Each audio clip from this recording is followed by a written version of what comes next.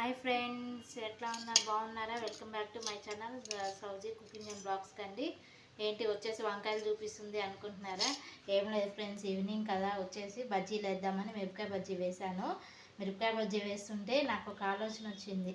అట్లానే వంకాయ బజ్జీ కూడా వేస్తారు కదా, చాలా టేస్టీగా వస్తాయి కదా, వంకాయలు కట్ చేసి వేద్దాము అని చెప్పి స్టార్ట్ చేశాను అండి. వంకాయ బజ్జీ వేస్తున్నాను, సన్నగా తరుక్కున్నాను. ఇట్లా ఒకసారి వాష్ చేసేసుకోవాలి. వంకాయ పొడుగు వంకాయలు తీసుకొని మనకి ఇందులోనే అన్నీ ఉంటాయి కదా అండి, శనగపిండిలోనే ఉప్పు కారం అన్నీ వేసేసుకుంటాం కాబట్టి వేసి ట్రై చేద్దామని ట్రై చేసిన. పొట్లకాయ బజ్జీలు అట్లానే మిరపకాయ బజ్జీలు కూడా వేస్తాం కదా, ఒకసారి ఇట్లానే వంకాయ బజ్జీ కూడా వేసేసుకుందామని ఇదిగోండి మీకు చూపిస్తున్నా. ఇదిగో వంకాయ ఇట్లా ముంచేసి శనగపిండిలో మనము చిన్న చిన్న పీసెస్గా కట్ చేసుకొని వేస్తే చాలా బాగుంటుంది అని ఒక ఐడియా వచ్చింది.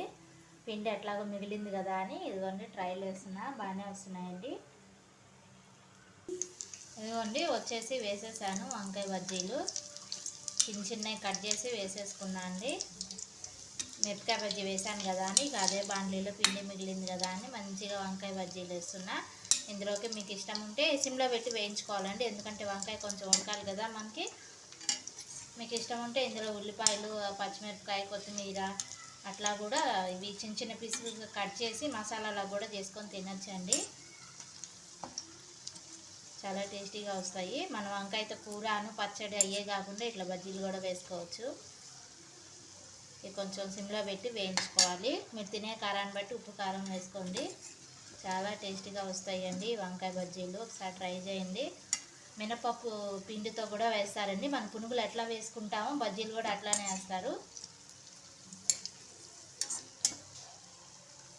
ఇంకొక వాయి కూడా వేసేసుకున్నాను. ఇదిగోండి వచ్చేసి మీ దగ్గర సాస్ కానీ, కెచప్ కానీ, టొమాటో సాసు, లేకపోతే ఏదన్నా చట్నీస్ కానీ, జామ్ ఉన్నా కూడా జామ్తో కూడా తినచ్చు, చాలా టేస్టీగా వస్తాయి. మీకు ఉడుకుతుందా లేదా వంకాయ అనేది అనుకోవద్దండి. ఇదిగోండి మెత్తబడిపోయింది, ఆ వేడి నూనెకి చూసారా, ఇదిగో మెత్తబడిపోయింది.